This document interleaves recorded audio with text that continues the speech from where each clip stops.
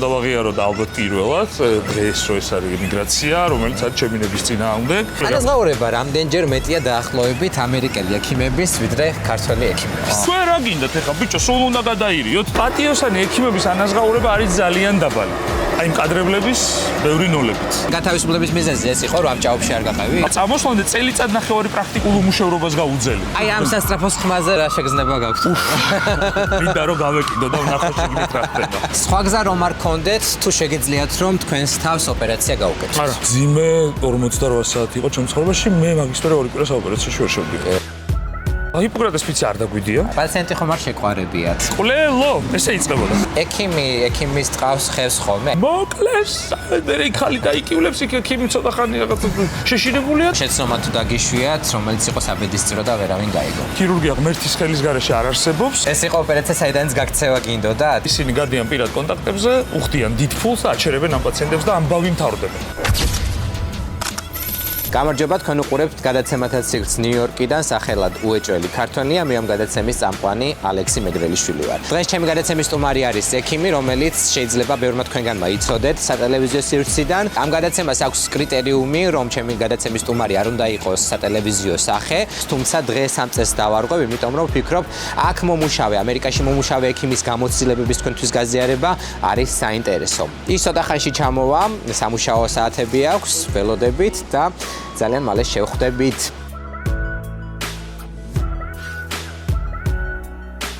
გამარჯობა, როგორ ხართ? მადლობა, რომ იღებთ დღევანდელ გადაცემაში მონაწილეობას. დაგიმაგროთ მიკროფონი თუ ცოტა ამოსულ თქვა გჭირდებათ, ხო? სამუშაო საათები გქონდათ, ხო? ისმის ხმა. ექიმი დავით ლოლაძე არის ჩემი გადაცემის სტუმარი, ბევრი ალბათ იცნობს სხვადასხვა სატელევიზიო პროექტიდან. ძალიან მნიშვნელოვანია, საინტერესოა. ვფიქრობ თავს გავართმევ თქვენთან ერთად. გამოცდილი ჟურნალისტი ხარ და არ გაგვიჭირდება, მე მგონი, ვისაუბროთ ეს და მადლობა ამ შესაძლებლობისთვის კიდევ ერთხელ. პირიქით, მადლობა თქვენ. სხვათა შორის თქვენ არ გეცოდინებათ, მაგრამ თქვენგან ინტერვიუს პირველად არ ვიღებ. მე თქვენ პირველად შევხვდით ინტერვიუზე, მაშინ ნიუს რეპორტერი ვიყავ პირველში. ძალიან ტრაგიკულ ამბავზე, დავით სარალიძის ამბავი რო იყო რესპუბლიკურში და ნუ ველოდებოდი ჟურნალისტები ამ ამბავს, მისი ჯანმრთელობის მდგომარეობას, შემდეგ უკვე იქ ვიყავი, როდესაც დადგა ტრაგიკული შედეგი. და ბუნებრივია ველოდებოდით ექიმს და თქვენ გამოხედით მაშინ კომენტარზე მახსოვს. და მახსოვს, რომ ძალიან ესეთი უხეში საუბარი ქონდა თქვენ და ჩვენ ჟურნალისტებს ერთმანეთში და ბუნებრივია და რა თქმა უნდა, იმიტომ რომ თქვენ უშუალოდ იყავით ამ ტრაგიკული ამბის მოკლედ უშუალო მონაწილე და რა თქმა უნდა იქნებოდით ძალიან განერვირებული და თან ჩვენც ხო იცით ერთმანეთს კითხვებს სარვაც დიდით და მქონდა თქვი იმის მე რომ ამ კაცთან აღარ გამიშვა ძალიან უხეში კაცია. რა იყო ჩემი გაღიზიანების მიზეზი? გახსოვთ ეგ მომენტი? აბსოლუტურად. ყველაფერი მახსოვს და ჩემ ცხოვრებაში ყველაზე მძიმე დღე იყო კი არა და ყველაზე მძიმე 48 საათი იყო, მაგრამ მორიგებას ვამთავრებდი რომ მოხდა ეს შემთხვევა, რა თქმა უნდა, შემდეგ გავაგრძელე და მის სიცოცხლის ბოლო წუთამდე ვიყავი მის გვერდით 1 წუთი, მხოლოდ რაღაც ერთხელ ჩართვაზე და ერთხელ რაც დაკითხვაზე გამოვედი, დანარჩენი ვიყავი სულ იქ და ანუ აკეთებ ყველაფერს, იგივე 15 წლის ბავშვია ეს ლომივით კაცი და ამ დროს რომელიღაც საინფორმაციაში მიდის ნიუსად რომ თურმე ამას სისხლი ჭირდება და მე არ მაქვს. ძიმე 48 საათი იყო ჩემს ცხოვრებაში, მე მაგის მერე ორი კვირა საოპერაციაში ვერ შევდივარ. აი აპენდიციტი ვეღარ გავაკეთე მაგის მერე. სხვა 12 ჭრილობა უმძიმესი შემთხვევა. აი არ ვიცი რა. მოდი დავიწყოთ მოკლედ თქვენი ისტორიის მოყოლა, რამდენი ხანია პირველ რიგში ეს ბანალური ნაწილი მოვიშოროთ. რამდენი ხანია რაც ჩამოხვედით ნიუ-იორკში და არ არის მარტივი რომ აქ დაიწყო მუშაობა. ბევრი ძალიან წარმატებული ექიმი ჩამოდის, მაგრამ აქ ვერაფერს ვერ აკეთებენ და რა ვიცი, მაგალითად მუშაობენ სხვადასხვა რუტინულ სამსახურში. თქვენ როგორ მოხდით აქ? ეს იყო გასული წლის 11 ნოემბერს. გადაწყვეტილება ესე არ იყო მიღებული რაღაც აი ამერიკა არ იყო ჩემთვის უცხოელ ხშირად დავდიოდი 2010 წელი იყო პირველად ჩემი ჩამოსვლის დრო.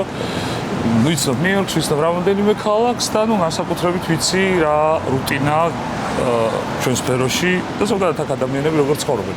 ანუ ჩემს ეს ემიგრაციის დასაწყისი იყო აბსოლუტურად გაცნობიერებული და არანაირი ამბიცია იმის რომ მე სამი დიდი კლინიკის მთავარი ექიმი ვიყავი, ცნობილი ექიმი ვარ, წარმატებული ქირურგი ვარ, 4 სატელევიზიო გადაცემა, ეს ყველაფერი. ტრაპთან დავტოვე, ჩაიბარეთ და წავედი. ანუ მაგ ამბიციებით არ ჩამოს. არანაირი ამბიციით არ ჩამოვსულ. გონებაში გაქვს რომ შეიძლება ტაქსზე დაიწყო მუშაობა. აბსოლუტურად ყველაფერზე თანახმოვარ, იმიტომ რომ ეს არის ემიგრაცია გადარჩენისთვის და ჩვენ თითოეული მე მგონი ვინცოქორთ უნდა გადავრჩეთ და რისთვის უნდა გადავრჩეთ, ხო, როდესაც დაჭირდება ქვეყანას ცოდნა, გამოცდილება, კონტაქტები და ურთიერთობა, თითოეული ჩვენი კონტაქტი, თითოეული ჩვენი ამერიკელი მეგობარი არის ჩვენი მხარდამჭერი, არის ჩვენი ქვეყნის ასე ვთქვათ, წარმდგენი, როდესაც ისინი იკრიბებიან სადღაც თუნდაც, ხო, მირეკავენ და აი ხა საქართველოს ვსაუბრობ და ვიღაცამ ღვინო იცის, ვიღაცამ არაფერი არ იცის და 10 წლის უკან, 15 წლის უკან თუნდაც საერთოდ არ იყო ეს ცნობადობა ამერიკაში. და რა მოიტანა ცნობადობა, ხო, ქართველებმა, რომლებიც აქ მართლაც უდიდესი უმრავლესობა თავდაუზოგავად შრომობს. და ეს არის ძალიან დასაფასებელი და პატივსაცემი ამ ადამიანებს. ნუ ამ 1 წლის განმავლობაში რა მოხდა? ხა რა თქმა უნდა, ჩემი დოკუმენტალური მხარე არის ექსტრაორდინარი.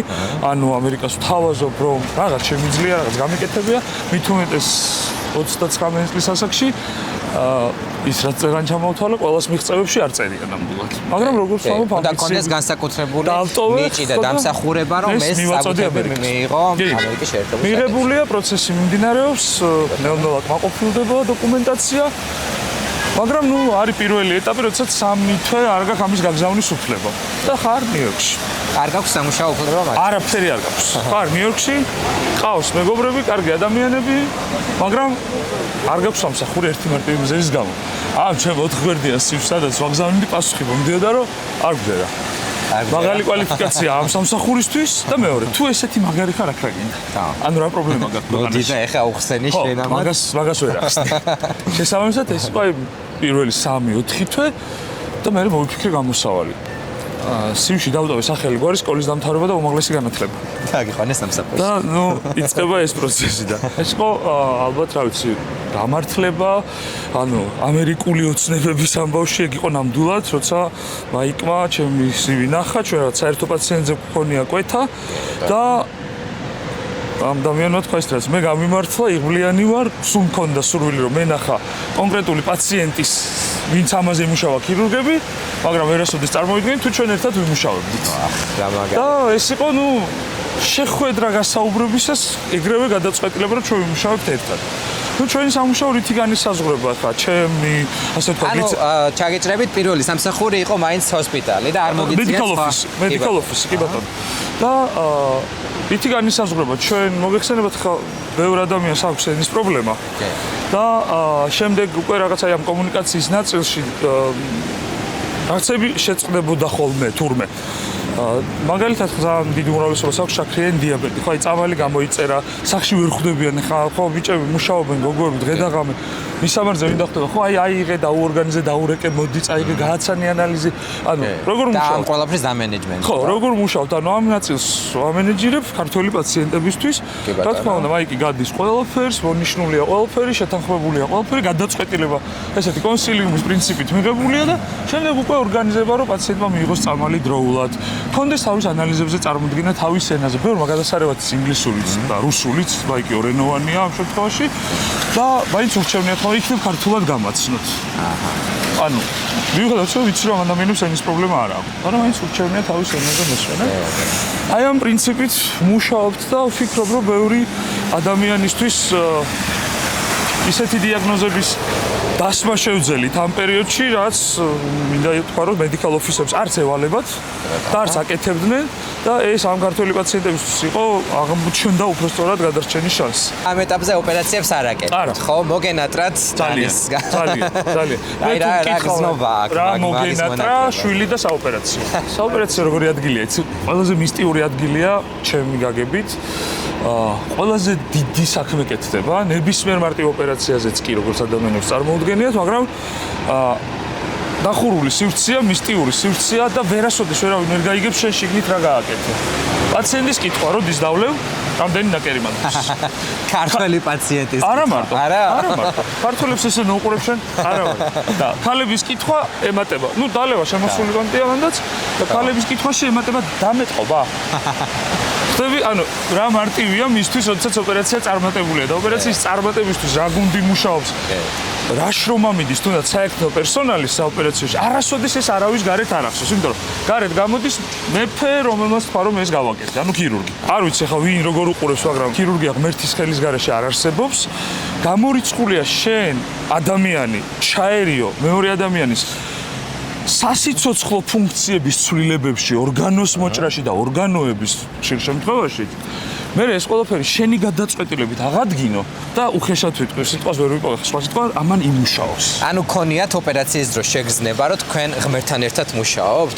ან რაიმე კონკრეტული ოპერაცია იყო, როცა ეს იგრძენით? არა, ესეთი შეგრძნება არ მქონია. მე კიდევ ერთხელ ცოტა ასე ვთქვათ დასაწყისში როგორ აგნეს ზოგჯერ მაქვს რაღაცა უხეშობები, აფეთქებები. მე მაგალითად არის ქირურგები, რომელთაც საოპერაციოში მუსიკა ჩართული. მე ვერ ვიტან ხმაურსაც კი. ვლაპარაკობთ მხოლოდ საქმეზე და ლაპარაკს ვიწყებ მხოლოდ მე. ან ეგთანს თუ შეკითხვა აქვს, დანარჩენი არის სრული სიჩუმე. ჩემთვის ეს არის უმაღლესი კონცენტრაცია. მე როდის მიგრძნია, იცი, რომ აი ეს რო გავაკეთე სწორი იყო და აქ კიდევ ჩემს გარდა რაღაცა უზენაესი მონაწილეობდა. ანუ როდესაც პაციენტი ყოფილა ესეთი უმძიმესი პაციენტი, ოპერაცია კეთდება იმისთვის, რომ უნდა გაკეთდეს და ამ პაციენტს დაუწყია ფუნქციონირება. ანუ გადარჩენადობა არის სხვა რამე. და რაღაცა სტანდარტული ოპერაცია არის სხვა რამე. აი მარტივად რო ავიღოთ, ხო, ახლა გულის ჭრილობა. დიახ. და არაერთი გამიკეთებია, ხო, ახლა ტრავმა ქირურგიაში ნამუშევარი ვარ. წამები გიწყვიტავს რასაკეთებ, თორე რეალურად სულ უნდა ხოლმე იმ გულს 2 ან 3 ნაკერი და დამერწმუნე ჩემზე ბევრად დაბალი კვალიფიკაციის ქირურგი დაადებს იმ ნაკერს თუ სწორად დაამენეჯერა, სწრაფად შეიყვანა საოპერაციაში, სწორი განაკვეთი გააკეთა, ანესთეზიოლოგმა ხარი დაუჭირა საერთოდ. ან დროის მენეჯმენტი არის მთავარი. უმთავრესი. არა სისწრაფე ქირურგი არ არის 100 მეტრზე სირბილი და სპორტი. შეიძლება რაღაცა აკეთო 5 საათი წარმატებით. და მეორე დღეს იგივე ოპერაცია 40 წუთში დაამთავრა. ორივე შემთხვევაში კარგი ხარ. აქ არის გადაწყვეტილების მიღების დრო. შენ უნდა მიიღოს გადაწყვეტილება შენი ცოდნით და გამოცდილებით. ცალ-ცალკე არც ერთი არ ვარ ქირურგის შემთხვევაში. ხილად? მხოლოდ ცოდნა, არაფერს არ იძლევა, მხოლოდ გამოცდილებაც ისტერია. ისეთი პაციენტები თუ ყავთ, რომლის გადარჩენა ფიზიკურად, ანუ ნულის ტოლფასი იყო, მაგრამ მოხდა რაღაცა პარადოქსი რო არის, რომ ის ადამიანი გადარჩა. რამე შემთხვევები შეგიძლიათ გაიხსენოთ? კი, რა თქმა უნდა, ძალიან ცნობილი შემთხვევა, ხა რა თქმა უნდა, მისი ნებართვის გარშე სახელს და გვარს არ დავასახელებ, მაგრამ ეს იყო სიცოცხლესთან შეუთავსებელი ჭრილობები, ანუ ოპერაციების რაოდენობას აღარ დავასახელებ, იმდენი იყო 4 თვე სრული კომა და არანაირი გადარჩენის შანსი. გადასხმული დაახლოებით 130 ლიტრის სისხლი. პირველი დღეების განმავლობაში ტემპერატურა 33-34 გრადუსი. არც კითბებოდა პაციენტი, ანუ და უყურებდით, ანუ ჩვენ რა თქმა უნდა ვმუშაობთ, მაგრამ უყურებთ, რომ ამას ჩვენი ძალები არ ეყოფა. და შეგრძნება, რომ ეს გადარჩებოდა, როდესაც პირველად სიცხე ტემპერატურა უბრალოდ დაფიქსირდა 36 და 3.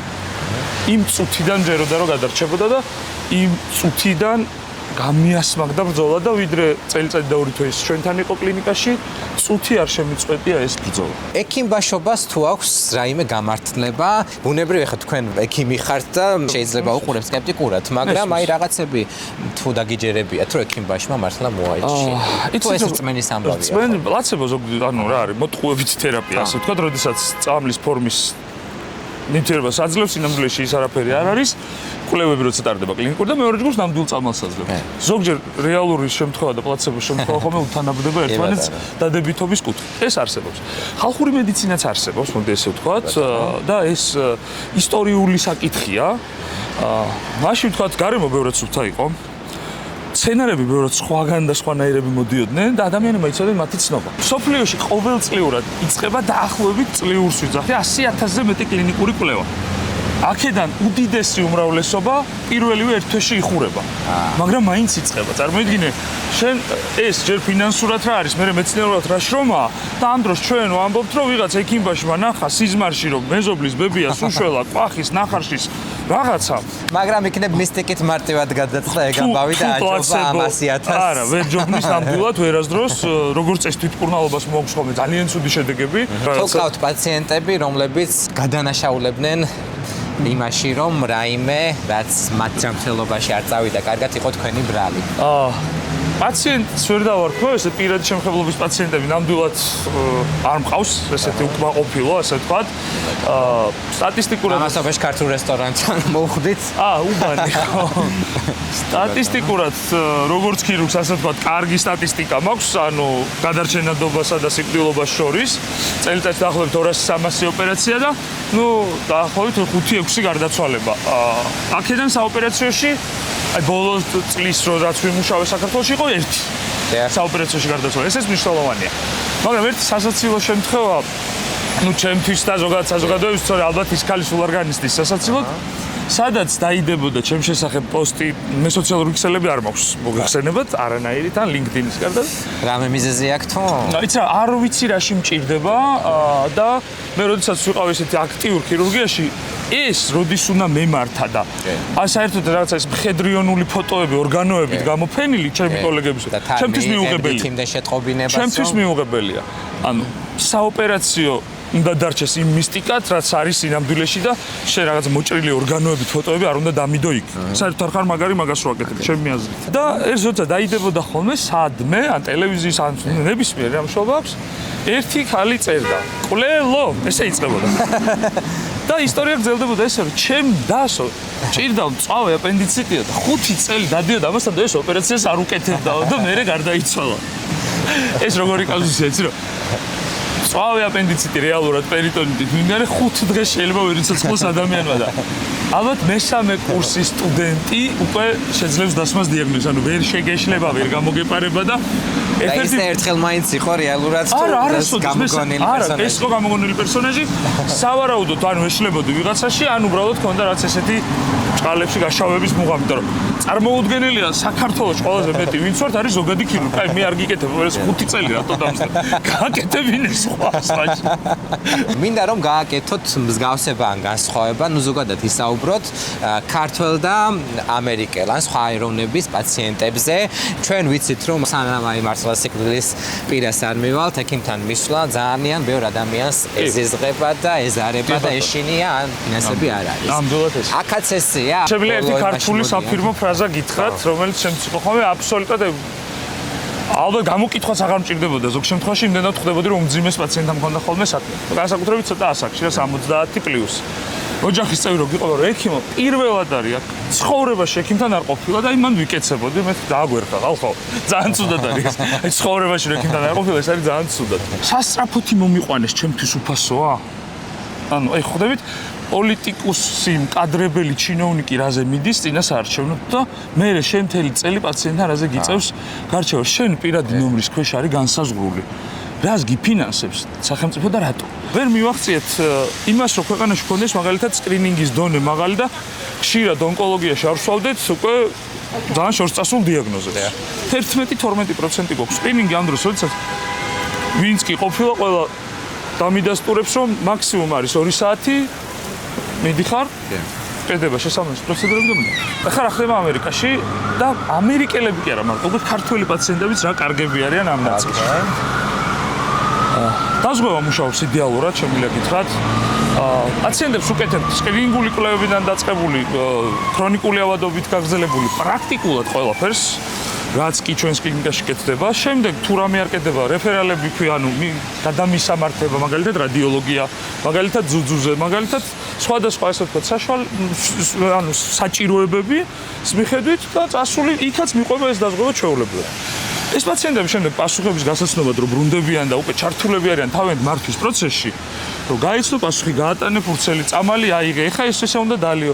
მე ჩვენი ასე ვთქვათ ეგრეთ წოდებული ქართულად როგორ არის front desk მუშაობს იდეალურად მიმღები ისთვის ხო გოგოები არიან პრაქტიკულად ანუ ცალი ხელით ტელეფონზე ცალი ხელით იქვე გას წამალი მიიღე შანიშნული გაქვს თქვენ მოდი ხარ დაზღვევა რო შეგიჩერდა წადი განაახლე აი ამ დონეზე ვიღაც რო ზრუნავს მათზე გაუშვათ პასუხისმგებლობა ზოგი თავიდან რაცა ხათრით აკეთებდა მე ზოგი მიეჩვია და უკვე რა წამოვიდა იცი ამერ წლის განმავლობაში ვისაც ჩემი პირადი საკონტაქტო აქვს და ახლობელი პაციენტები და ასე ერთი გეხვეწები რომ მიხოთ გადამიმოწმე როდის გადის ჩემი 6 თვე რომ მოვიდე უშუალოდ ამერიკელი პაციენტების ხობა რა არის ისინი გენდობიან თუ მოდის შენთან აი ამ სასტრაფოს ხმაზე რა შეგრძნება გაქვთ? მინდა რომ გავეკიდო და ვნახო შეგნით რა ხდება. რომ ჩემთვის მიმუშავია და ეგეც ერთ-ერთი ძალიან საინტერესო და საჭირო ამბავია კი ბატონო, გავაგრძელოთ ეს თემაც. ესე იგი, ამერიკელი პაციენტი. ამერიკელი პაციენტი. თუ შენთან მოვიდა და შენს ოფისშია, ესე იგი უკვე გენდობა. მას კითხვები აქვს მხოლოდ თავისი, ასე ვთქვათ, ჯანმრთელობის ირგვლივ და არავითარ შემთხვევაში არ გიყვება მეზობელს რა უშველა. მეზობელს რომ მეორე ექიმა წამალი დაუნიშნა, ის უნდა ამასაც. აი ამას არ აკეთებს. ანუ გძნობთ რომ ცნობიერება ბევრად ცნობიერება აქვს და ეს ცნობიერება მოდის არა იმიტომ რომ ავად გახდა. აი რაღაცა აქვს ბავშვობიდან სხვანაირად ნასწავლი. რამდენი ადამიანი გვხვდებათ ქუჩაში, ფეხით მოსიარულე მანქანით, რომელიც არის +90. ხო? რატოა სიცოცხლის ხანგრძლივობა ესეთი მაღალი და რატოა ჩვენთან ესეთი დაბალი, ხო?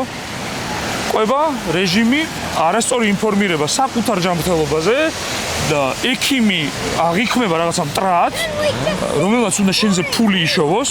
არც უმაგისობაა საქართველოში, მაგრამ პატიოსანი ექიმები და წესიერი ხალხი საბედნიეროდ შემოგვჭა. და უკვე რომ მოვიდა ადამიანი შენთან, დამეხმარეს კი არ გთხოვს. უკვე დაძაბული მოდის და შენ გიწევს რომ აუხსნა, დააჯერო, მერე ოჯახს აუხსნა. ერგენდოს პიროვნულად. კი. მერე უნდა ნათესავმა დარეკოს და მერე ბოლოს ფინალურად კოლეგას გამოგინახავენ და არეკინებენ ჩემიანია კარგად გაუკეთე. ან რას ნიშნავს რომ არსებობს ეგეთი აი VIP პაციენტების ცნება, აი ხო არის ხოლმე კი აი არის ჩემ გარშემო სადღაც რომ დარეკავ რომ აი ეს ჩემი ახლობელია და გთხოვ მიხედე რა ჭირდება ექიმს თქვენ შემთხვევაში არ გაკადრებთ მაგას აი თქვენ გარშემო თუნდაც თქვენ კოლეგებს დაჭირვებიათ რომ უფრო მეტი კი ნამდვილად დაჭირვებიათ და ჩემი მართვის ქვეშ ყოფ კლინიკებში ჩემი მჩნევია ეს და ალბათ რასაც საბოლოო ჯამში ვერ მოვერია, შემიძლია თქვა, ბევრ ამას მოვერია მანკიერების ნაწილებში ამ სამი კლინიკის მართვისას. მაგრამ აი ამ რაღაცა იდიოტურ დამოკიდებულებას ვერ მოვერია მაინც. მაინც რჩებოდა რაღაც ნაწილში ჩემიანია. ანუ ჩვეულებრივ ადამიანს რო ჭირდება, შეიძლება ვიღაცა ეგრეთ წოდებული თავი რო ექსპერტი გონია ტიპი არ მოვიდეს. ანუ ეძახი კლინიკური დირექტორი. სიტყვას და არ მოდის, თავხედია რა. იმიტომ რომ მე რა ასაკისაც არ უნდა ვიყო, როდესაც შენზე რანგით უფროსი ვარ, მე განსაზღვრავ იმ კლინიკის პოლიტიკას და შენ უნდა შეასრულო. კი, აბა რა. ანუ შენ ფლობელიც რო ხარ, უნდა გააცნობიერო, რომ ფლობელი ხარ სამეთვალყურეო საბჭოს დროს, მაგრამ იქ მიღებული დავალებით რო გამოვდივართ, მე უნდა შემისრულო ეს დავალება. და მინახავს რომ აი ჯერ პაციენტი არ არის შემოსული და მოვარდნილა კლინიკაში. აი ხლა მოიყვანენ იმის ცოლის დეიდაშვილის ბებიას. აი მეთქი, აი რა გინდა ეხლა მეთქე რა გინდა. და დანარჩენ პაციენტებს, ვისაც არ ყავს პატრონი და ექიმების ნაწილი რომ ესე უბრალოდ რუტინულად რომ ემსახურებიან. როგორ ფიქრობთ ექიმებს ეს мотиваცია რატომ არ აქვთ ეს ფინანსი ხელფასები როგორი არის დღეს საქართველოში? მარტივად შემიძლია. ანაზღაურება არის ძალიან მნიშვნელოვანი რა თქმა უნდა კონდეს ენთუზიაზმი, ხო? ამის გამო ხომ არ ხდება ეს? რა თქმა უნდა.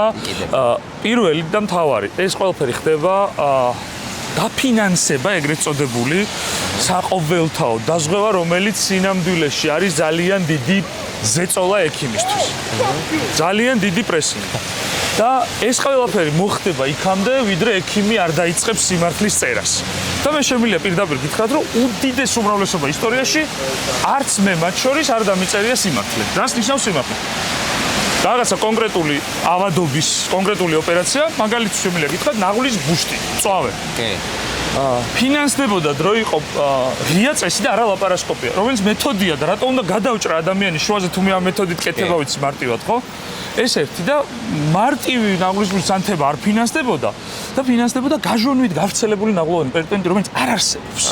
ვიღაცამ თარგმნა, აუ ეს ეთქვა რთული იქნება რაღაცა ჩასვა და ფინანსდება. ამიტომ მეც წერდი რომ გაჟონვით გავრცელებული ნაღლოვანი პერიტონიტი. რატო წერდი? ჩემს ამით არაფერი არ იცვლებოდა. პაციენტის დაფინანსება დგებოდა ამ შემთხვევაში. აი უყურე, ვერ ვიტყვით იმას, რომ ამ 13 წლის განმავლობაში მედიცინაში ფული არ იხარჯება. დიდი ფული იხარჯება და ალბათ იმ ამდენი არც არასოდეს არ დახარჯულა, მაგრამ სამწუხაროდ არის ეს არ მოხმარდა მედიცინის განვითარებას, ამან პირიქით მოიტანა კატასტროფა. ტექნოლოგიურ განვითარებას გულისხმობთ თუ კადრების? არა, ტექნოლოგიებს აზრი არ აქვს თუ ჩვენ არ ავირჩიეთ სამედიცინო სკოლა და მიმართულება. ქვეყანაში დღეს რამდენი ექიმი აი დარეკეთ ვინა? აი შენ რომელი სკოლის მიმდევარი ხარ? რა არის შენ? რუსული? იყოს რუსული. მივხვდეთ რომ მე არ მომწონს.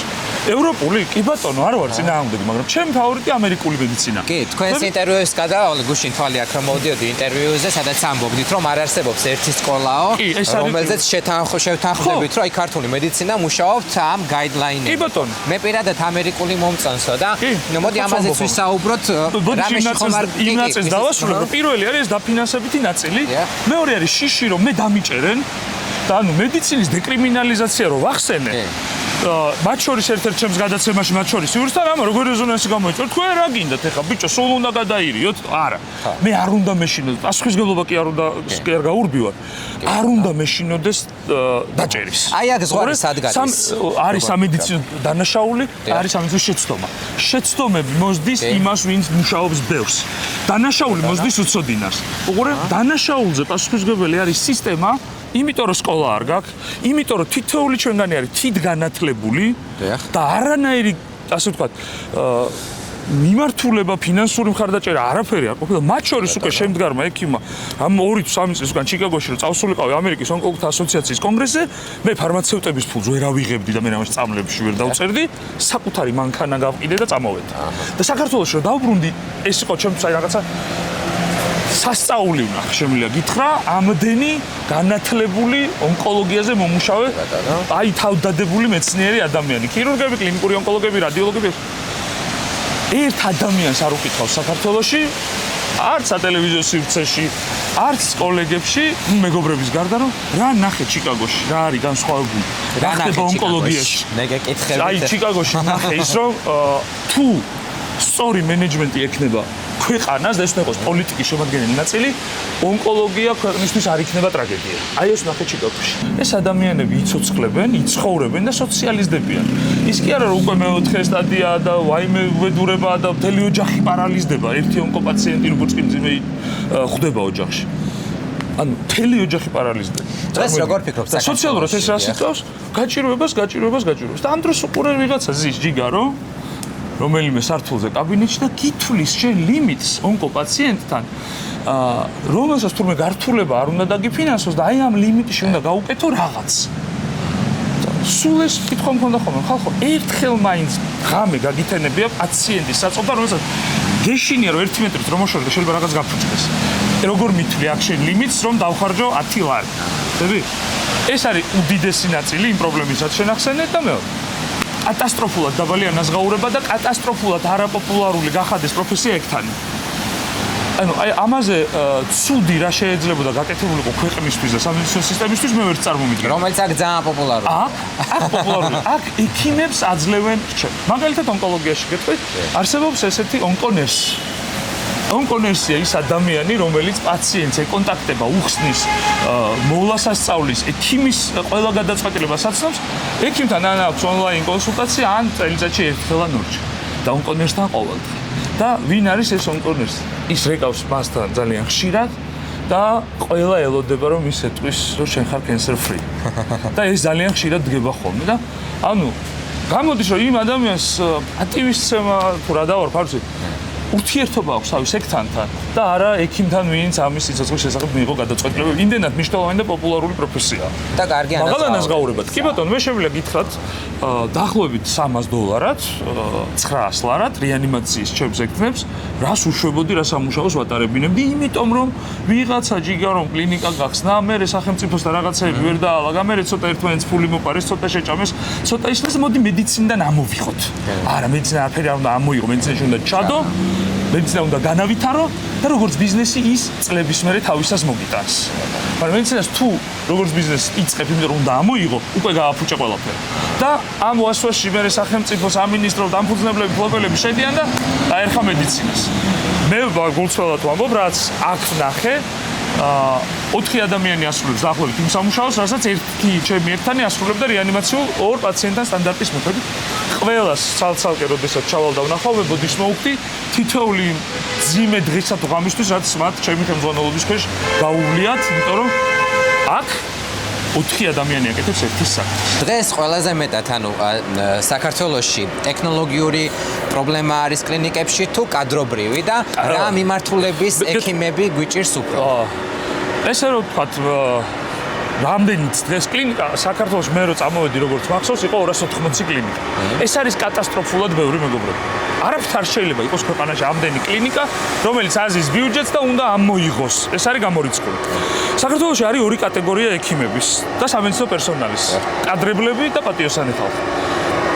პატიოსანი ექიმების ანაზღაურება არის ძალიან დაბალი. აი იმ კადრებლების ბევრი ნოლებით.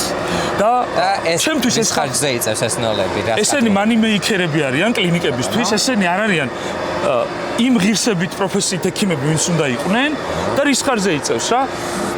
პიარი და მე რა ბონდო დობორჯგინიძემ გინდა გაგიკეთოს ოპერაცია? გამოდი საყოველთაოდან გადაიხადე იმდენი და ვის აწვევი ხო ამით თავზე? შენს ისედაც შეჭურებულ მოსახლეობას, რომელსაც სინამდვილეში ძალიან ბევრჯერ ყოფილა შემთხვევა, რომ ქირურგი, რომელსაც სიტყვაზე ამაზე ჰონორარი აქვს ზოგადად დაგებული, საერთოდ არ არის ოპერაციაში ნამყოფი და გააკეთებინა ოპერაცია რეზიდენტებს.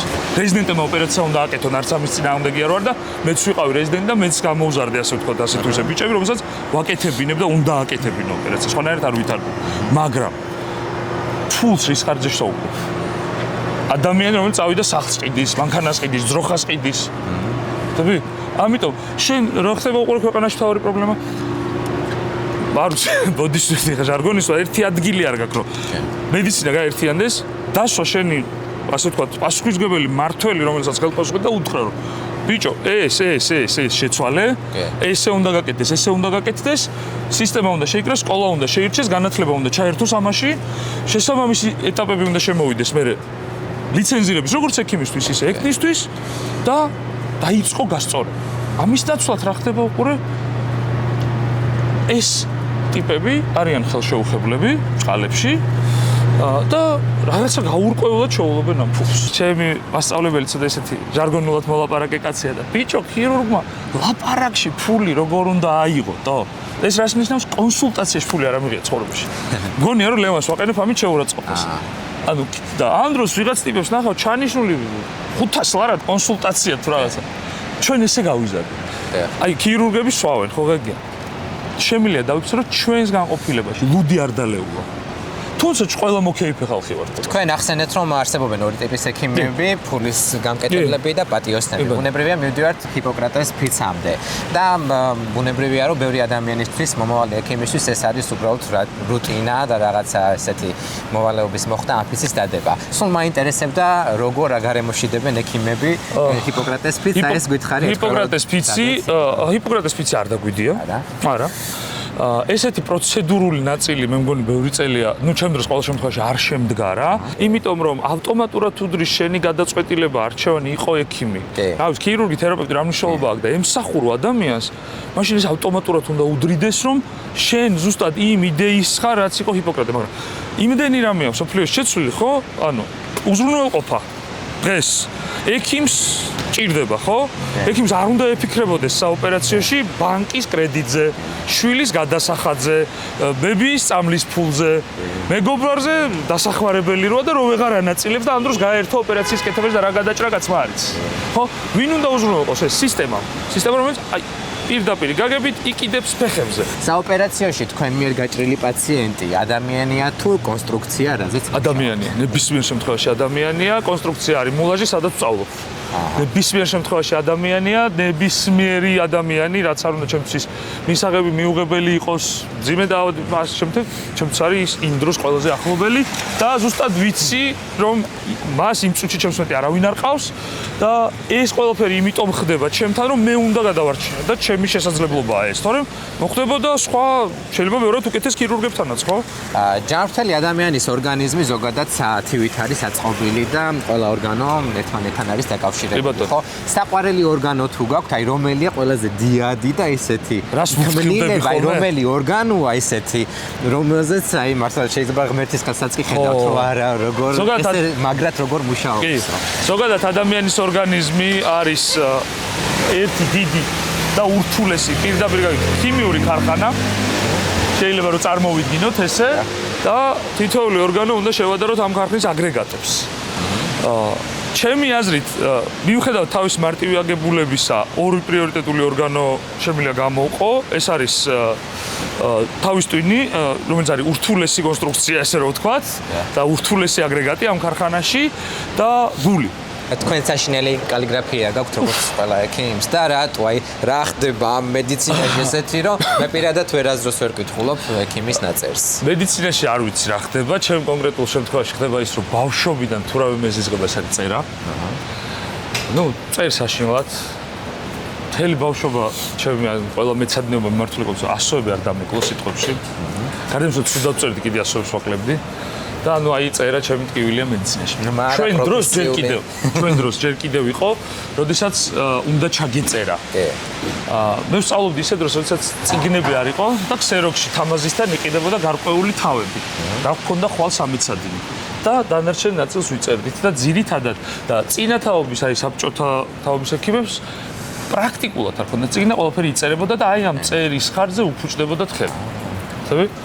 მე იმდენი იყო საწერი. ერთი მეგობარი ქირურგი ამ დროს ბიჭი ზვიადი რომელიც აი რო წერს ისტორიას გინდა რომ აიღო არქივში და ხელნაწერთა ინსტიტუტში დადო დედას ფიცა ქაური გეგმები რა არის მედიცინაში ხო აქ წამოსვლას რაც შეეხება რეალურად უნდა ვაღიარო და ალბათ პირველად დღეს რო ეს არის ემიგრაცია რომელიც არის ჩემი ნების წინააღმდეგ არასდროს არ ყოფილა ჩემი ამერიკაში ცხოვრება მიუხედავად რომ ძალიან მიყვარს ამერიკა დავდივარ ხო თუმცა ამ კარიერის მიტოვებას ასე ვთქვათ წინ უსწრებდა მოთმინების წელიწად ნახევარი როდესაც ასე ვთქვათ გაურკვეველი მიზეზით ჩემთან კონტრაქტი შეწყდა წინა სამსახურში და ადამიანები რომლებიც მანამდე ცალკე შემხედრიან ბევრი ფული შემოუთავაზებიათ რომ წამოდი რა ჩვენი მართე რა ერთი მაგათიც საერთოდ დაიკარგნენ და გაქრნენ პირველი პერიოდი მეთქი დავისვენებ რა ცოტა იმიტომ რთულია სამედიცინო დირექტორმა თუ პასუხისმგებლიანი ხარ და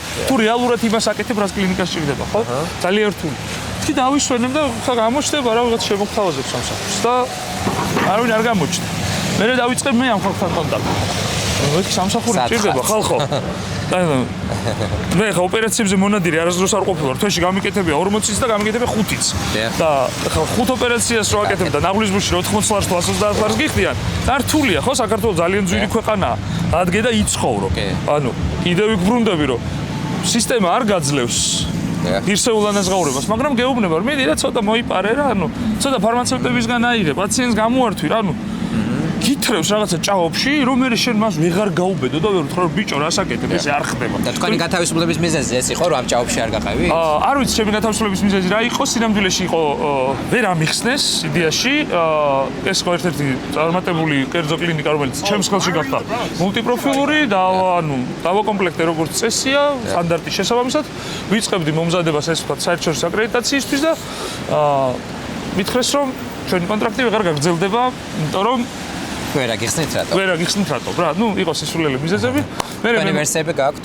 კი კაცო რა თქმა უნდა. მე მოვითხოვე ამ ადამიანებთან ერთი შემაჯამებელი შეხვედრა დავიბარე. ყველა ნაწილი არ მოვიდა და მეორე ნაწილი ვინც მოვიდა, ორმა კაცმა გაუძლო ბოლომდე ჩემს მოხსენებას, რომ ის ერთი წელი შემეჯამებინა და დანარჩენები იპარებოდნენ შუა შეხვედრიდან ასე. ეს არის სასიამოვნო სანახავი იყო ეგრეთ წოდებული ექსპერტებს რო პასუხი არ ქონდათ, როცა შენ ფაქტებს დებ და როცა შენ შრომას წარადგენ. ეს ყველაფერი დღეს გულისწყეთასთან ასოცირდება, რა გზნობასთან ასოცირდება თქვენთან და თუ პირიქით უფრო მეტი ჟინი და მუხტი არის, საერთოდ ან აპირებთ რომ როდესმე ისევ ჩახვიდეთ და იქ გააგრძელოთ? რა თქმა უნდა ვაპირებ შესაბამისი პირობებში და შესაბამის განვითარებაში, როდესაც ქვეყანაში იქნება ის რეალური ცვლილება, რაც უნდა იყოს, რასაც ქვია ევროპული დასავლური მიმართულება. ევროპა არავის აჩემება არ არის. უკეთესი იყოს ირანი და კი ბატონო, წავიდეთ ირანში, ხო? ანუ რას ვეძებთ ევროპაში? ღირსეულ ანაზღაურებას, ღირსეულ ჯანდაცვას, ღირსეულ მასწავლებელს, ღირსეულ პენსიონერს, დაცულ ბავშვს, არაშიმშილს, არაძალადობას, ხო? ურთიერთპატივისცემას. მეც რას ვეძებთ ჩვენ? რას ვითხოვთ? არაფერს, ხო? როდესაც ეს ექიმი ტოვებს დღეს სამშობლოს. კი, არა მარტო სამშობლოს, შეიძლება არც ტოვებს სამშობლოს, მაგრამ მედიცინას ტოვებს რა. რთულია იყო პატიოსანი და ის შემოსავალი გეყოს. ძალიან რთულია. ამას ვამბობ, რომ მე წამოსვლამდე წელიწად ნახევარი პრაქტიკულ უმუშევრობას გაუძელი. იმიტომ რომ ველოდებოდი რომ ქვეყანაში იქნებოდა ცვლილება და ყველა ის ინვესტიცია, რომელიც ჩემ თავში მაქვს ჩადებული, არის ამოუღებელი ინვესტიცია, იმიტომ რომ მე მაგდენ ხელფას ცხოვრებაში ვერ ავიღებ, მაგრამ მიზანი იყო ერთადერთი. ვისწავლო და შესაძლებლობა რისის დადგება გავაკეთო ჩემს ქვეყანაში. აკრის სწავლას აპირებთ და როგორ ფიქრობთ, როდის აიღებთ ისევ დანას ხელში?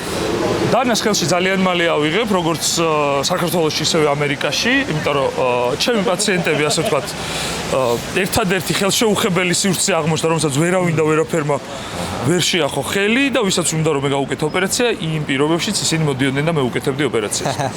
როდესაც იყო გარკვეული პრობლემები, ასე ვთქვათ. და მე ვაპირებ, რომ ეს შესაძლებლობა ქართულ პაციენტებს არ მოვაკლო ძალიან მალე. და პერიოდულად ჩავიდე და გავაკეთე ოპერაციები ზუსტად იმ წესებით, როგორც ვაკეთებდი. ზედმეტი ჰონორარების გარეშე და მამაძაღლობების და რაღაცა ჩამიკუჭეს გარეშე. აკრის სწავლას ვაპირებ. ვაპირებ მენეჯმენტის სწავლას და საბოლოო ჯამში მინდა რომ როდესაც არ მაქვს არანაირი მაღალი ამბიცია, აქვე ვიტყვი. მე შემიძლია ვიყო უბრალოდ რიგითი მუშა, თუ ვიცი რომ რაღაცა ძალიან ჯანსაღდება და მე ჩავიტადო რაღაც გარკვეული გამოცდილება. მენეჯმენტში ამერიკელებს რო პრობლემები აქვს, იმის სწავლა მინდა ზუსტად, რომ ჩვენი ერთი ამერიკული უბნისტოლი ქვეყანა მე ვაუმართოთ 100%-იანი სწორად. მე არ მაქვს არც იმდენი განათლება, არც იმდენი, რა ვიცი, ამიკითხავს რაღაც ქვეყნის მართვაზე მქონდეს პრეტენზია, მაგრამ მედიცინაში რა როგორ უნდა შევცვალოთ, რომ მომდევნო 50 წელი მედიცინა ვითარდებოდეს, თაობები იზრდებოდეს, სკოლა ჩამოყალიბდეს, ამაზე ნამდვილად შემიძლია ვისაუბრო ძალიან ბევრი. შეხედე ამის სისწრაფეს თუ ხედავს კამერა, სწრაფად არ მიდის და რამხელა თავისია. რატო იცით ეს? შიგნით ზის პარამედიკი ან მუშაობენ ხა პაციენტთან პარამედიკები, აქ შეიძლება ძალიან ძველი პაციენტია. რომელსაც აქვს პროტოკოლი რა როგორ უნდა აკეთონ და ისინი ამ პროცესში ეს მანქანა რომ მოძრაობს მუშაობენ. აწყობილი, ასე ვთქვათ, გამართული სასიცოცხლო ფუნქციებს შენარჩუნებული პაციენტი შეყავთ კლინიკაში. ეგ აქ ამბობთ თუ საქართველოშიც ესე? აქ. და ეს ეხა ხმაურობს, რომ უსაფრთხო იყოს გარემო და არ გარბის. რომ უსაფრთხო იყოს ასევე შიგნით პაციენტსა და პერსონალის გარემო. საქართველოში რატო გარბის სასწრაფო და რატო ყველაზე ხშირი ავარიები, ხო? ძალიან ბევრი რაღაცის კეთება სასწრაფოს ექიმებს აეკრძალა. ბევრი რაღაცა ძალიან ესე ვთქვათ, გაუარესებისკენ შეიცვალა და ამ ადამიანის ხელში დარჩა ერთადერთი მიზანი. მივაღწევინო კლინიკამდე და გარბის. გარბის საკუთარი სიცოცხლის რისკის ფასად. როდესაც მედიცინაში ეს პირდაპირ დანაშაულია, იმიტომ რომ შენ შეგიძლია საერთოდ სამიზო დახმარებაზე უარი თქვა თუ აფასებ გარემოში შენ სიცოცხლის საფრთხე ექნება. იმიტომ რომ შენ ერთი ექიმი უდრის 100,000-ობით ადამიანის დახმარებას და ერთი ადამიანისთვის თუ თავი მოიკალი, მაშინ არ ახარ შენ გამართლებული დამხვარი. ერთი ტექნიკური ნაწილი მინდა რომ ამიხსნათ, აი ხშირად არის ხოლმე ვიდეოები საღადაო, როდესაც რეკავენ სასწრაფოში და ეს სასწრაფოს კოლ-ცენტრის ოპერატორი მილიონ კითხვას რო უსვამს, ამ დროს უკვე გადის ექიმთა ჯგუფი თუ არა. არა სამწუხაროდ და ეგ არის ყველაზე დიდი, ასე ვთქვათ, ჩემი გულის ტკივილი შეიძლება ითქვას. ერთი ესენი არ არიან ცალკე სასწრაფოს ოპერატორები, ესენი არიან საგანგებო სამსახურის ოპერატორი, ის იღებს სასწრაფოს გამოძახებასაც, სახანძროს გამოძახებასაც, პოლიციის გამოძახებასაც და ასე ვთქვათ, სხვადასხვა საგანგებო სიტუაციების შესახებ ინფორმაციას. თავის მხრივ ეს ადამიანების ბევრს შრომობენ და ტრენინგებულები არიან, მაგრამ რაში იკარგება დრო? ყურე, არ არის გათვალისწინებული ამ გამოკითხვაში ჩვენი ზოგადად საზოგადოების ცნობილი. შეიძლება კაცი რეკავს, რა ვიცი, პაპაჩემის ხნის სოფლიდან. რა ქუჩას ათხარ, ზიპკოდი მითხარ, ხო ხვდები რომ შეუძლებელია ამ დროს, რა. სიამოვნებაში ძალიან მარტივია დღევანდელი Google-ის ეპოქაში თუნდაც, ხო? იპოვე ლოკაციით, საიდან გირეკავს ეს ადამიანი, რა. აი ეს კაცი მომწონს ხო? მოკვდა შენ რაღაცი. მოვიდეს და ავიყვა.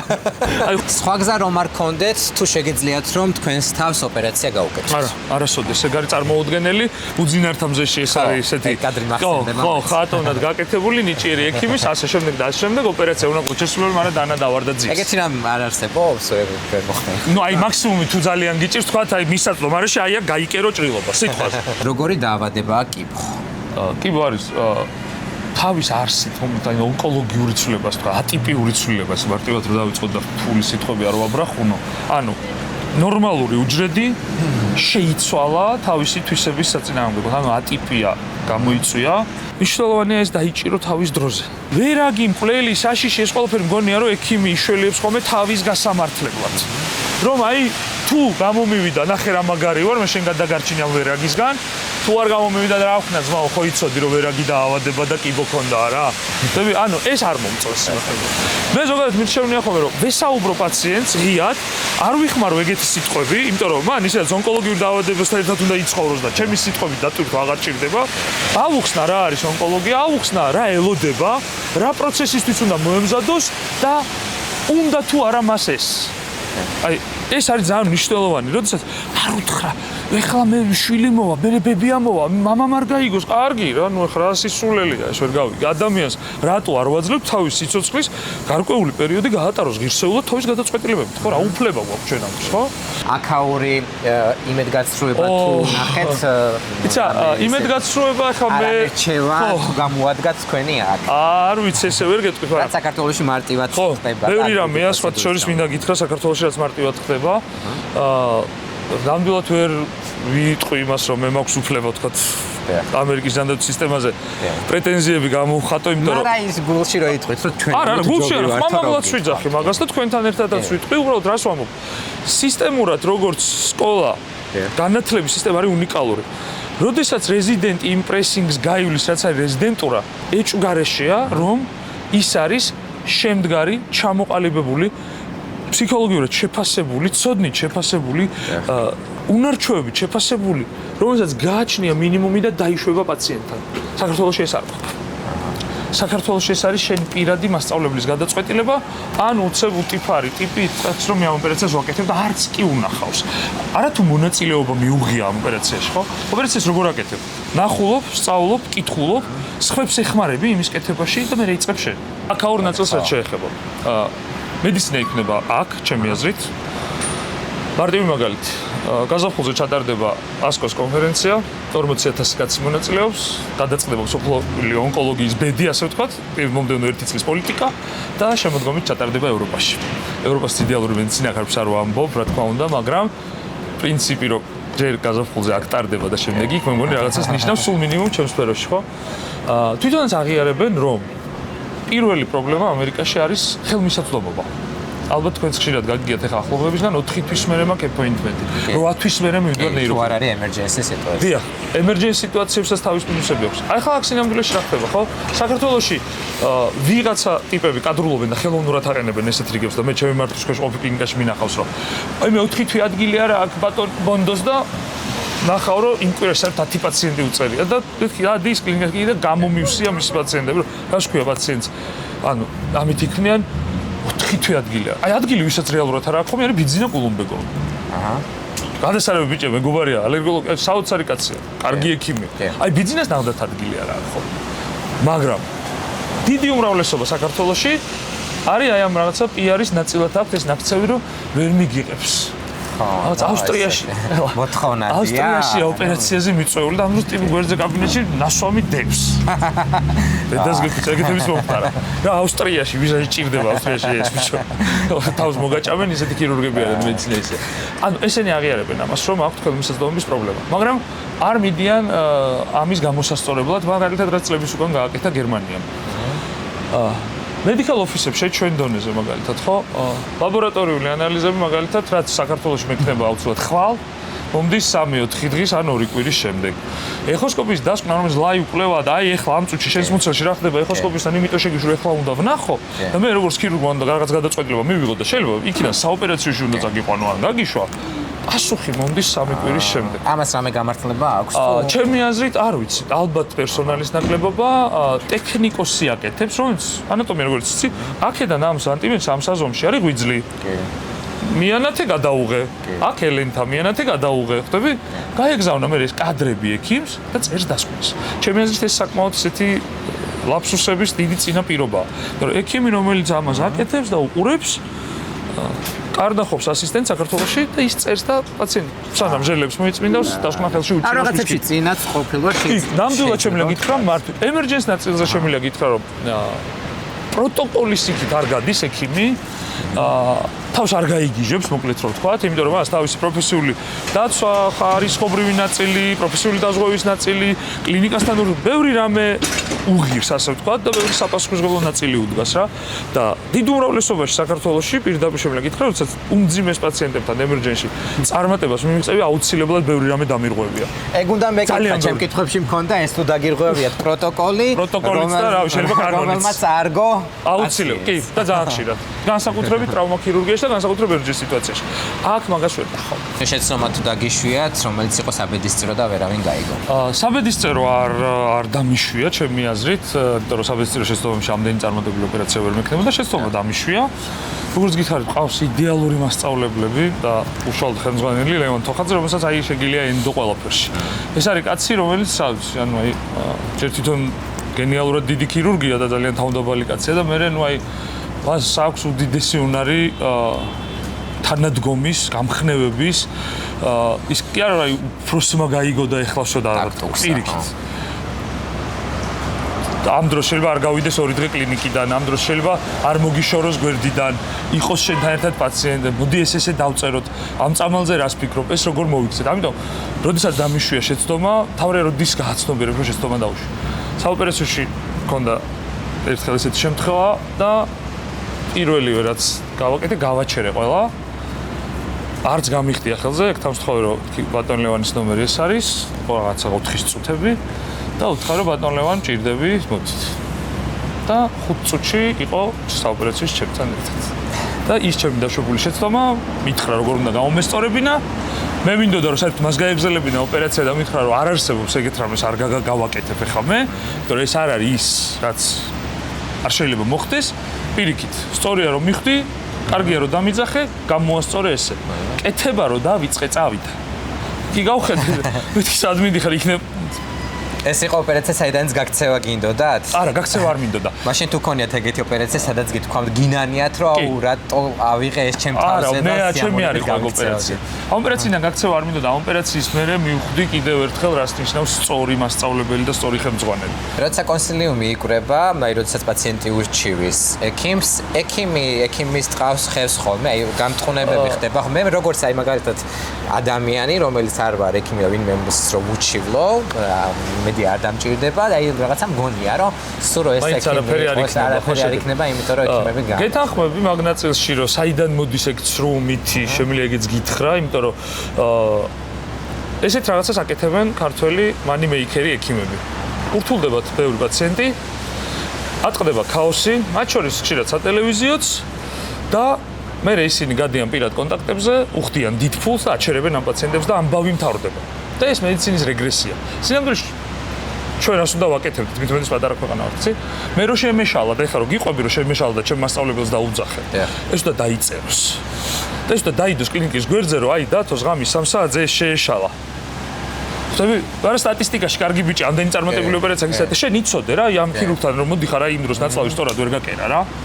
ეს იმ წლის სტატისტიკაა, გაისათ, აღარ შემიშალა, აღარ ავიდე.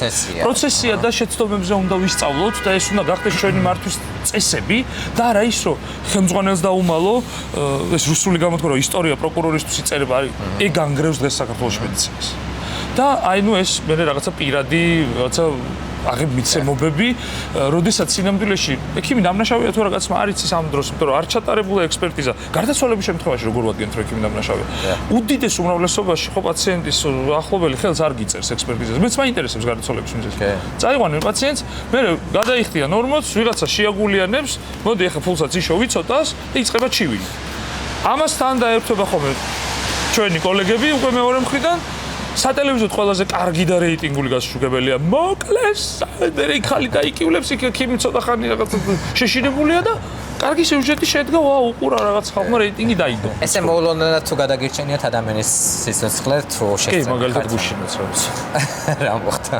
ესე საპირფარეშოსთან ახალგაზრდა კაცი დაავარდა, უცებ უგონოთ. სული რომ მატერიალური ორგანო იყოს, სად გვექნებოდა როგორ ფიქრობთ?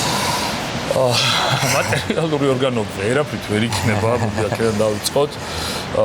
მაგრამ თუ რაღაც აი მაინც სადმე უნდა მოვათავსოთ, ჩემი აზრით, ეს ტექნიკურად ალბათ თავის ტვინში დაეტევა. პაციენტს სანამ დააძინებთ, რამე უცნაური თხოვნად უქონია. დაღლის ბუშტის გეგმიურ ოპერაციას შევიყვანე 50 წელს გადაცილებული ქალი იყო და მითხრა რომ ყველაფერი კარგად თუ ჩაივლის ოპერაციის მერე შამპანურს დამალევინებ, ხო? მეორე დღეს გაწერეს შეხვედრა გავაკეთებინე ბიჭებს, არ შევსულა, რა თქმა უნდა, ლაპარასკოპის შეხვედრა არაფერი არ არის, რეზიდენტებმა გაუკეთეს და წავედი დასამშვიდობებლად შამპანურით და შესაბამისი აღჭურვილობით. მე შოკოლადების გარეშე და უსხი და მითხრა რომ სიტყვის კაცი ყოფილიყარ და სულ მინდოდა რომ ოპერაციის მერე შამპანური დამელიაო პირველი ოპერაცია იყო ცხოვრებაში. რაღაცა ქონდა ჩახვეული. გეკნებათ გაგონინა ეს ფრაზა რომ სანამ დაზღვევას არ ამოაწურინებენ, არ მოეშვებიანო პაციენტზე. აქაც ხდება ეგეთები, რომ აი სანამ დაზღვევა. აქაც ხდება, მაგრამ დაზღვევის გაწეწვის ამბები.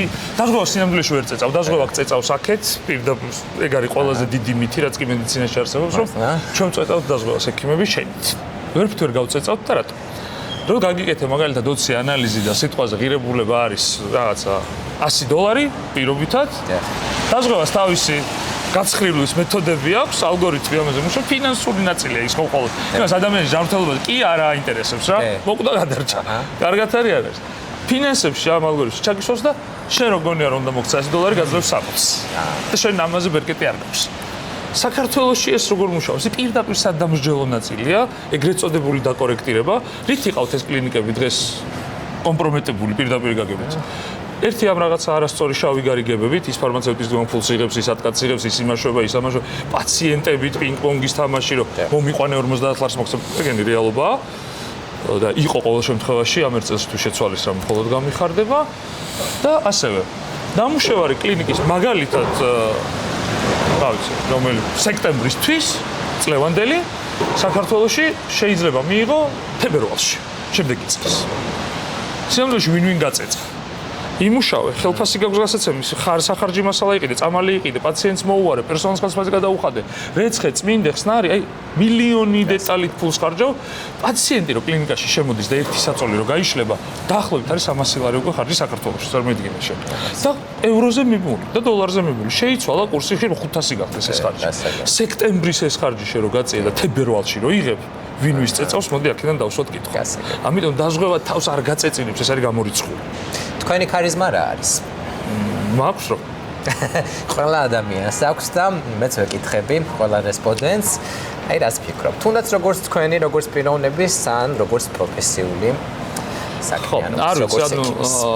ბევრი ასე ვთქვათ, ხო, ვიცი რომ მაქვს ახლა ვიხუმრე რა თქმა უნდა და არას ამბობენ. ხო, ბევრი ასე ვთქვათ ჭორი გამიგია ჩემზე. მათ შორის ეგრეთ წოდებული გაშავების ნაწილში, მაგრამ ვერასოდეს ვერ გავიგე ჭორი, რომ პაციენტმა თქვა რომ უყურადღებოა, არ დამელაპარაკა, არ მიმიღო, არ გამსინჯა, დრო არ დამითხოვა. და ვფიქრობ, რომ როგორც ექიმის, ჩემთვის ყველაზე მნიშვნელოვანი ქარიზმაც ეს არის, რომ არასოდეს არ მეზარება პაციენტთან ურთიერთობა. არასოდეს არ მეზარება, თუნდაც რომ არ ესმის, თუნდაც რომ საწინააღმდეგოდ არის განწყობილი, არ დაუთმოდ რომ არასოდეს არ მიმუშავია და არც ამერიკაში არ მიმუშავებ ესე და არც არსად რომ 15 წუთი გაქვს შენ ჩემთან ურთიერთობას. მე და შენ იმდენი გვაქვს ურთიერთობის დრო, როცა ჩემი პაციენტი ხარ, რამდენიც შენ გჭირდება.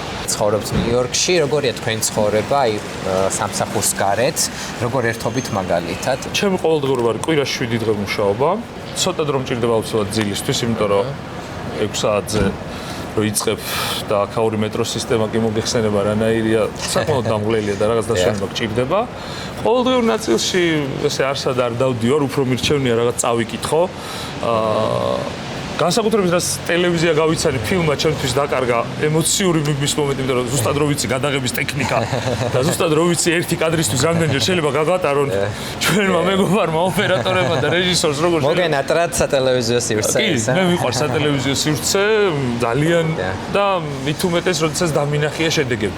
მე მაგალითად ჩვენ 4-ზე ქიმების პირველ 4-ზე მე ნინო კოტე და ლევანზე შემიძლია თქვა რომ დღეს რო საქართველოში ყველა წყლის ბოთლი უჭირავს ჩვენი დამსახურებაა. დედას გეფიცე. და იშვიათად ეს ამის ცხოვრებას რასაც ვეძახით, კლუბი თვეში შეიძლება იყოს ერთხელ, ის აუცილებლად უნდა ვიცოდე რომ არის კარგი მუსიკა, უსაფრთხო გარემო, ესე ვთქვათ, ნარკოტიკებისგან ასე თუ ისე თავისუფალი სივრცე. პაციენტი ხომ არ შეყვარებიათ? არა, რამე გზნობები, არა, იცი როგორ ნება. იცი არა, მან ცოტა ისეთი ნაწილია. როდესაც პაციენტი ყავს საოპერაციოში, სქესი და სიშველი არ აღიქმება. რა ვიცი, ბევრი ლამაზი ქალისთვის გამიკეთებია ოპერაცია, ხო, მაგრამ საპირისპიროდ თუ გიგრძნიათ. საოპერაციოში, როდესაც გაჭრილ, აი გადახსნილ ადამიანს უყურებთ, ცხოვრების ამაოებაზე დაფიქრებული ხართ? საოპერაციაში იმ ოპერაციის გარდა არაფერზე არ დავფიქრებულა. საოპერაციოს კარი რო იხურება, ჩემთვის გარესამყარო დამთავრებულია, პრობლემები დამთავრებულია. ვის წივა, ვის შეა, ვის წყურია, მე რა მიჭირს, მანქანაზე საბურავი მაქვს დაშვებული, თუ ბენზინი მითავდება, ესეთები არ არსებობს. არ არსებობს. დაიხურა საოპერაციოს კარი, იწყება ოპერაცია და არასოდეს სხვა არაფერზე არ გამოსწორებია. რომელი ოპერაციის გაკეთება გიწევდათ ყველაზე ხშირად, ან თქვენ რომ გიყვართ ისეთი ოპერაცია? მე ვიყავს თეატრების კეთება და ისეთი კარგი საკეთებელია, აზარტული საკეთებელია, რთული თეატრები განსაკუთრებით ხოლმე.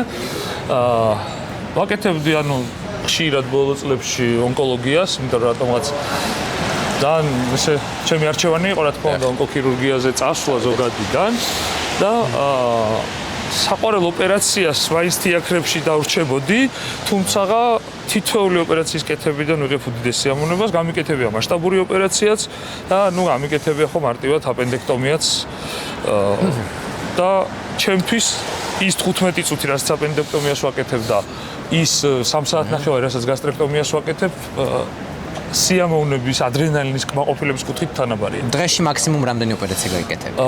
ერთხელ იყო და ვთვლი რომ ეს მეტი არასოდეს აღარ უნდა გავიმეორო, ეს იყო 24 საათში 7 ოპერაცია. ნიუ-იორკი როგორი ქალაქია თქვენთვის? ნიუ-იორკი ჩემთვის არის ქალაქი, სადაც ყველაფერია, მაგრამ არ არის ესეთი სტანდარტი ამერიკა. ნიუ-იორკი ამერიკისთვისაც სხვანაირი ქალაქია და როგორც ბერლინი გერმანია ამერიკელებისთვისაც საინტერესო ქალაქია და ძალიან მომწონს ხოლმე როდესაც წამიკითხავ სტატისტიკა ტურიზმის, როდესაც კომპონენტში შემოსულია რამდენი ამერიკელი ჩამოვიდა ნიუ-იორკში. და მე მყავს მეგობრები ამერიკელები, რომლებიც ნიუ-იორკში არ არიან. აი გუნდა მეთქვა, მე ვიცნობ ხალხს, შევხვედრილ ვარ, არც ისე შორს მაგალითად ჩიკაგოში, რომელიც არ არიან ნიუ-იორკში ნაპოლი. შესაძლებლობების ქვეყანაში სუპერ შესაძლებლობების ქალაქია ნიუ-იორკი ჩემი აზრით. ანარჩენი აი ესეთია რა. სიურპრიზებით სავსე, რაც არის ყოველდღიურში რა ხდება. და ცოცხალი დუღარე ქალაქია. ქართველ ექიმს აი ვინც ახლა შეიძლება საქართველოსდან გიყურებთ და სურდეს აქ ჩამოსვლა და აქ მუშაობა. რა გზა შეიძლება გაიაროს თუ არ ყავს ვინმე, ვისაც შეიძლება სთხოვოს რომ აი მოდი შენთან ვიმუშავებ და ასე შემდეგ. აი ქართველი ექიმი უნდა ამერიკაში მუშაობა. ქართველი ექიმებისთვის ეხლა ამერიკაში მუშაობა დასაშვებად მიღწევადია ახალგაზრდა ექიმებისთვის. დიპლომები აღიარდება აქ თუ არა? დიპლომები აღიარდება, საკმაოდ ნორმალურ სახელმწიფო უნივერსიტეტის დიპლომს კარგი JPG ქულა ენიჭება, ასე ვთქვათ, თუმცა მაგალითისთვის მე რო ეხლა დავიწყო ქირურგიის რეზიდენტურა, ეგრეთ წოდებული რეზიდენტურა და სტეპები ჩავაბარო. ერთი მარტივი მიზეზის გამო არ მომცემენ რეზიდენტურაში ადგილს. 15 წელი და მეტია დამოუკიდებელი ქირურგი ვარ.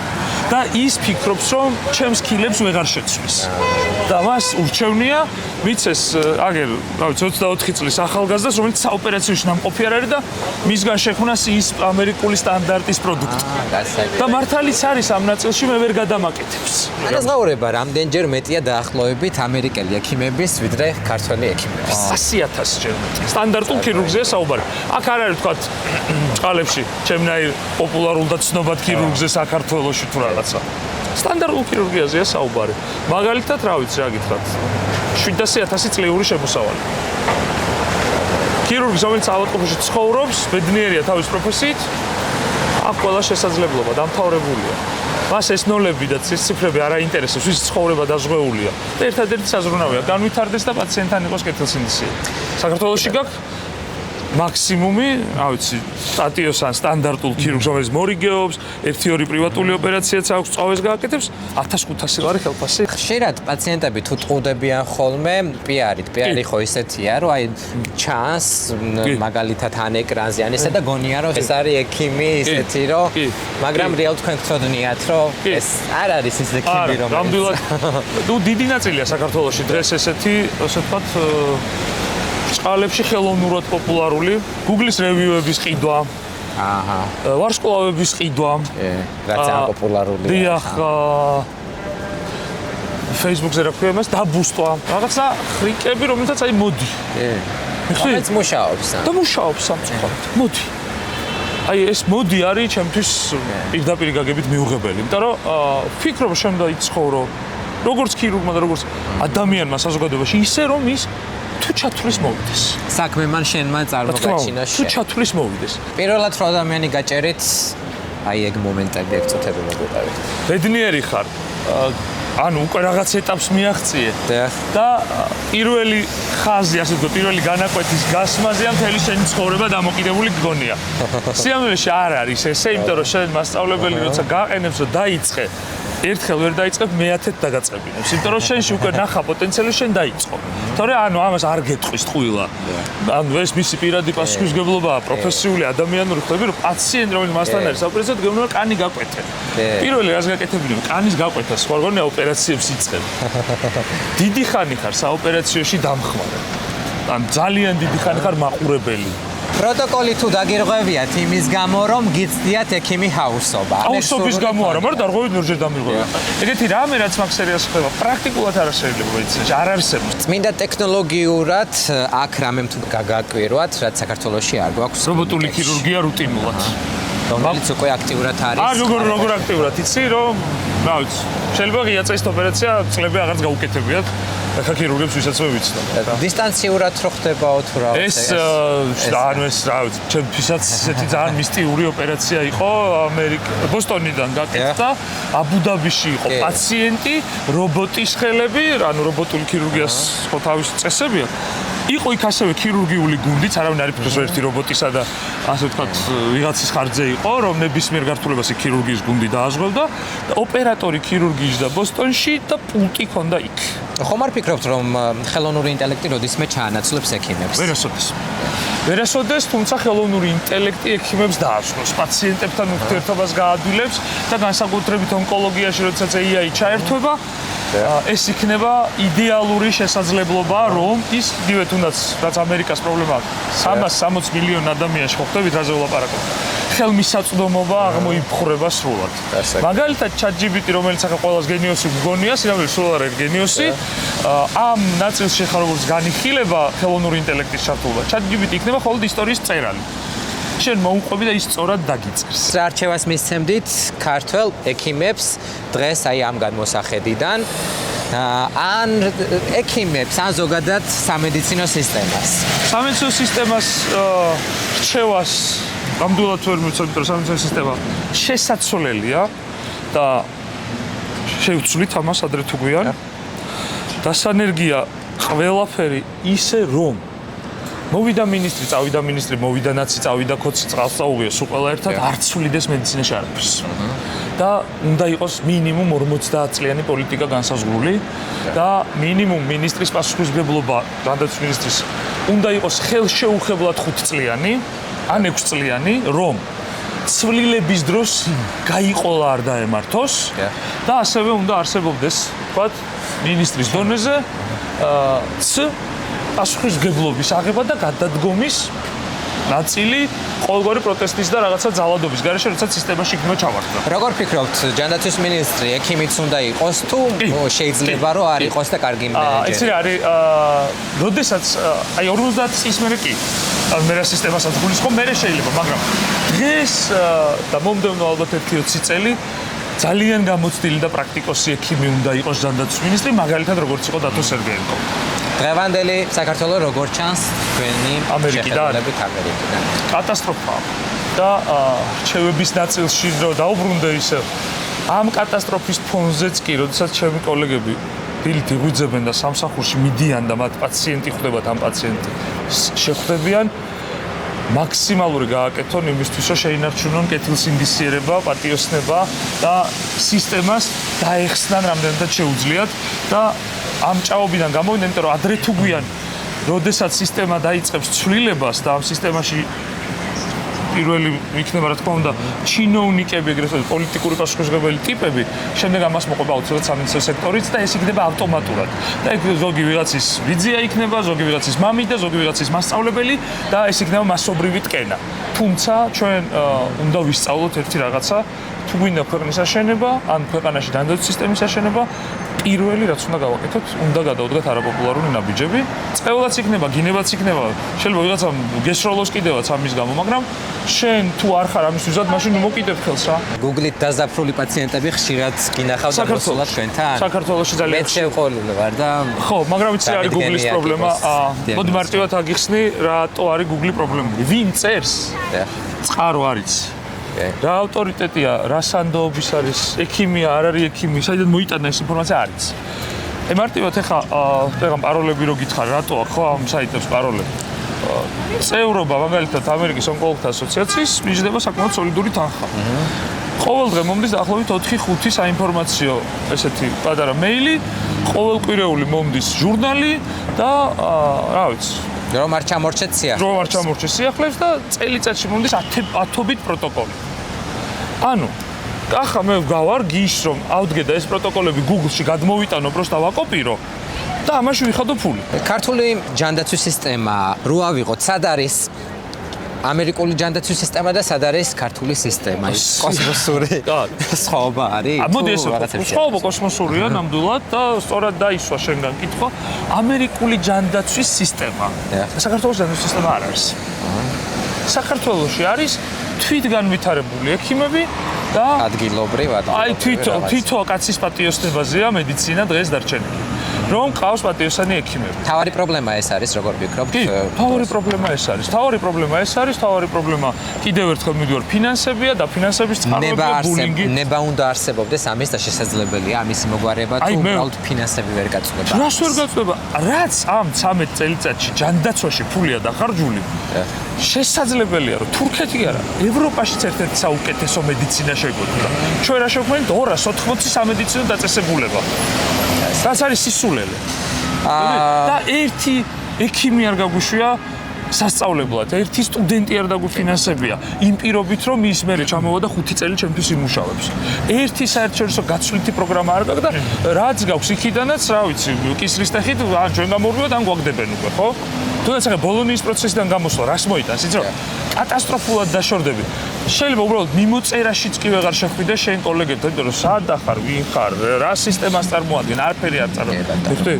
ჩვენი ინტერვიუ დასასრულს უახლოვდება, რამე თემა ხომ არ დაგვრჩა, რაზეც არ გვისაუბრე, იმიტომ რომ სრულიად არაკომპეტენტური ვარ სამედიცინო სფეროში, რას დაამატებდით დღევანდელ ინტერვიუს და დაგემშვიდობებით. პირიქით, მე მგონი ძალიან ბევრი ვისაუბრეთ, ბევრი მედიცინა იყო ალბათ შენი გადაცემისთვის უჩვეულოდ. სხვათა შორის ამ გადაცემას ერთადერთი პრინციპი აქვს, საზოგადოებისთვის ნაცნობი ცნობილი ადამიანები არ ხვდებიან, არ ვიცი, უცნობ ემიგრანტებზე არის ეს გადაცემა, მაგრამ ვფიქრობ, რომ თქვენი მოწვევა ძალიან მნიშვნელოვანი იყო, რომ ამ განსხვავებებზე გვესაუბრა ქართულ და ამერიკულ ჯანდაცვაზე და სამედიცინო სფეროზე და ეს წესი დავარღვიე.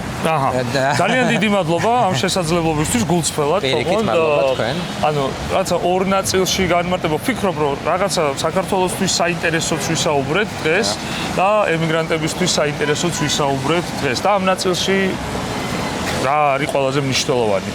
ჩემი სათქმელი ემიგრაციაში ქართველებისთვის, რომელიც მართლა კატასტროფულად ბევრს შრომობენ, ყველაფერი უნდა გააკეთონ იმისთვის, რომ გადარჩნენ ფიზიკურად, გადარჩნენ მენტალურად, შეინარჩუნონ ჯანმრთელობა იმისთვის, რომ ერთხელაც დაუბრუნდებით იქ, სადაც ჩვენი ქვეყანა უნდა ვაშენოთ და არასოდეს არ უნდა დავკარგოთ მადლიერება ამერიკის მიმართ, რომელსაც აბსოლუტურად უცხო ადამიანები მიგვიღო და თითოეულს ჩვენი შესაძლებლობის ფარგლებში მოაძლევს საშუალებას პირდაპირ გაგებით გადავრჩეთ და გამოვიყენოთ ეს შესაძლებლობა და გადავრჩეთ ჩვენი ქვეყნის აშენებისთვის და არაფერი სხვა.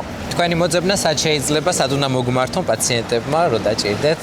ჩვენი მოძებნა და ანუ მაიკის პაციენტები, ასე ვთქვათ, ვინც არიან, ეს არის Kings Highway 331 Medical Office, ქვია UHealth და ჩვენ კიდე რაოდენობით პაციენტს ვიმსახურებით და ამას კი ნახავთ თქვენ. კი ბატონო. უღმესი მადლობა, ექიმი დავით ლოლაძე იყო ჩემი გადაცემის სტუმარი. მადლობა რომ დამითმეთ დრო. მე გეგმშვიდობებით მომავალ გადაცემამდე არ დაგავიწყეთ არხის გამოწერა და დააჭირეთ ღილაკ subscribe, რომელიც არის მოცემული ვიდეოს ქვეშ. გეგმშვიდობებით მომავალ გადაცემამდე. დროებით.